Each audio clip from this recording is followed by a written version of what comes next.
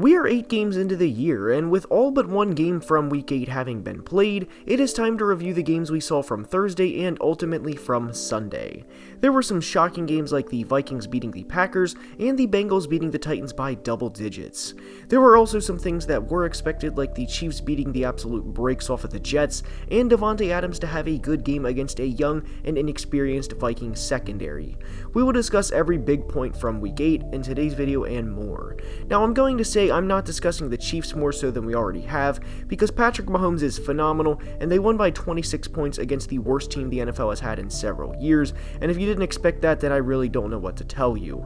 I'm not going to praise this team more than they already are, especially when this was expected. Now, before we start, please like the video and subscribe to the channel, as each only take a second to do, and the support you guys give me is appreciated beyond measure. Now let's begin.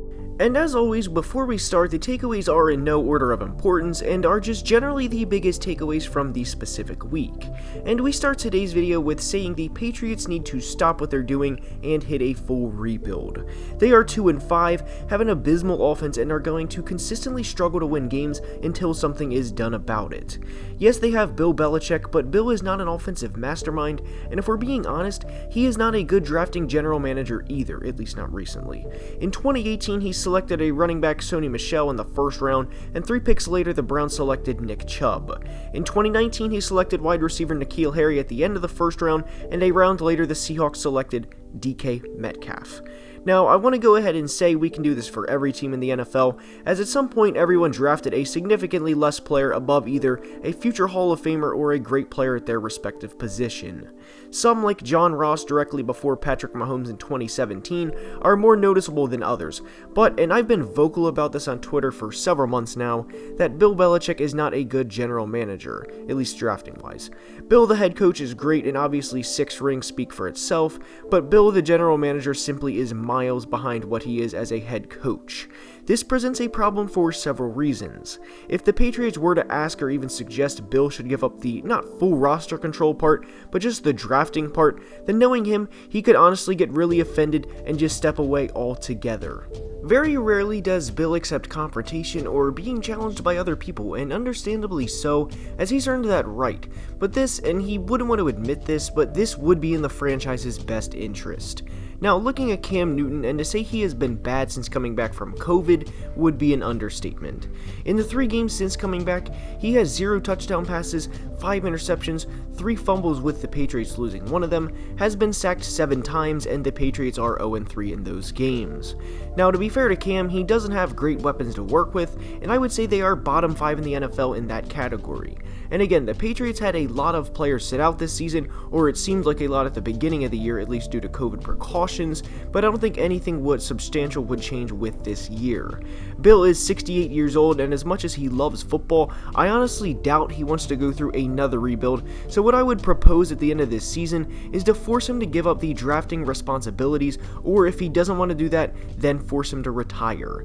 Obviously, Bill's reputation isn't touched or anything like that, but at the end of the day, the Patriots can't hang on for Bill the GM to get them out of this hole, because honestly, I don't think it would happen. He has proven time and time again over the past 5 years he's not a good drafting general manager, and because of that and what I think would be him refusing to give up responsibility, it is time to completely blow it up and go full rebuild in New England. And next we go to the Titans-Bengals game to discuss both teams. We're going to start with Cincinnati, as they have a lot to look forward to in not only the rest of 2020, but really the next few years. Joe Burrow played good on Sunday and was sacked 0 times. The Bengals didn't turn the ball over either, put up 31 points, and not surprisingly, they won. Tyler Boyd and T. Higgins each had more than 65 yards, and the Bengals looked great against a playoff-bound team. Now, can the Bengals play every game for the rest of the year like they did on Sunday? Probably not, because if they did, then they would win a lot of games, as they played good team, mystique-free football. Sunday was definitely a building block for this team, though, as they're not expected to win a lot in 2020, and everyone knows that, but in a game where Joe Burrow wasn't sacked, they won. They have their quarterback of the future, and I think that is clear. Burrow is going to be a great player in this league, as long as he is protected and isn't killed by his offensive line before becoming one. Now for the Titans, there's a lot to unravel here. They were already coming off of a loss, so for them to drop 2 straight is surprising enough in itself, but considering who they lost to, and I don't mean any disrespect to Cincinnati, but a playoff-bound team should not lose by double digits to a clearly rebuilding team. So it brings up a completely viable question for the Titans right now, which is it time to panic? As of now, I think the answer is no, but what I think this proved to everyone in the NFL is the Titans aren't as good as we once thought they were. Just 10 days ago, yes, before the Steelers game, they were a 5-0 team, and people were legitimately thinking this was a Super Bowl bound team. Their next 3 games are home against the Bears, home against Indy, and at Baltimore, so we will truly find out what this team is made of in the next 3 weeks. They will make the playoffs, don't get me wrong, but for this team to be respected like a Kansas City or a Pittsburgh, then they need to take care of the Cincinnatis of the world without a problem. And what may be a weird thing is Tennessee may be an average or slightly above average regular season team, but what's good for them, great for them really, is they're always going to be a very tough out in the playoffs with Derrick Henry on their roster. Teams don't want to tackle him, especially in 0-degree temperatures, so even if they drop to a 5-4 or 6-4 through 9 or 10 games to start spiting out 5-0, I don't think it's time to panic, as Mike Vrabel is a really good head coach. And next is the Ravens are not as serious contenders as we once thought. Now, there's a lot to talk about when we say this and discuss this, but ultimately it boils down to Lamar Jackson has to be better.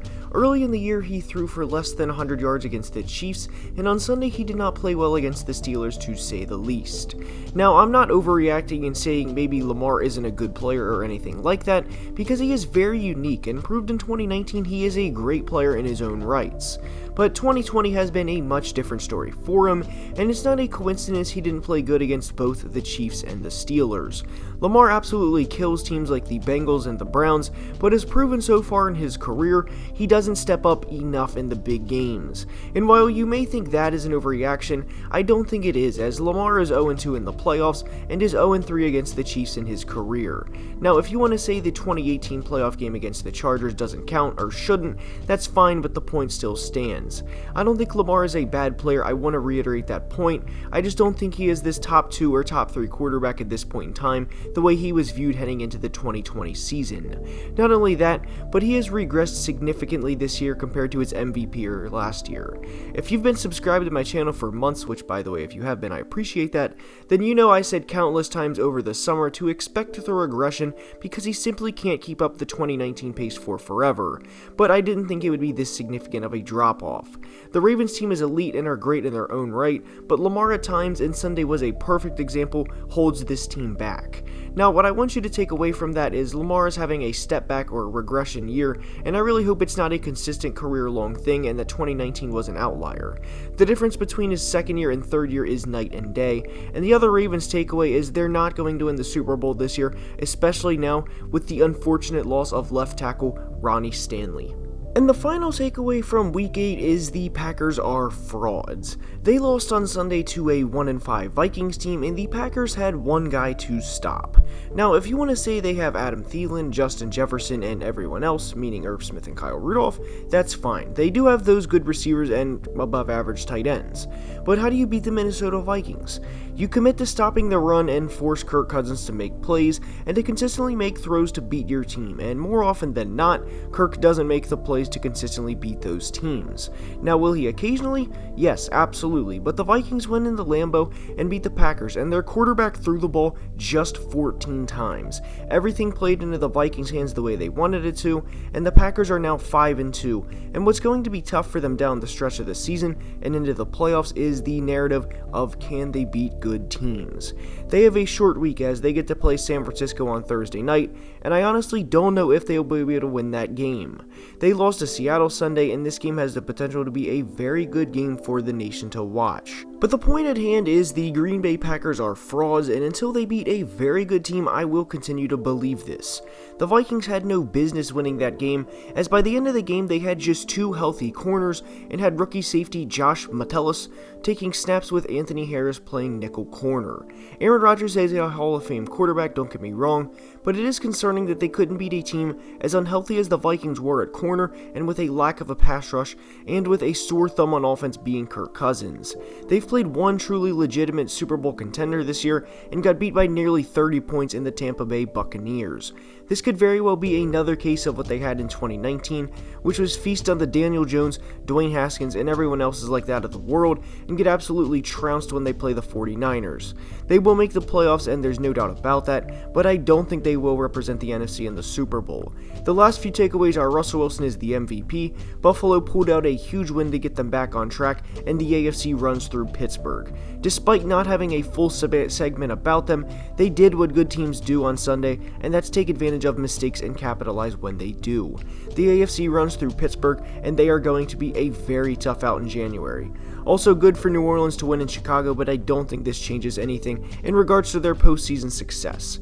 Lastly, I want to give a shout out to the Denver Broncos for a huge comeback win. And with that being said, that's all I have for today's video. I hope you enjoyed. Please like the video and subscribe to the channel, as all support is very much appreciated. Now I will see you guys next time. Let me know what you think in the comments and have a great day. Skol Vikes.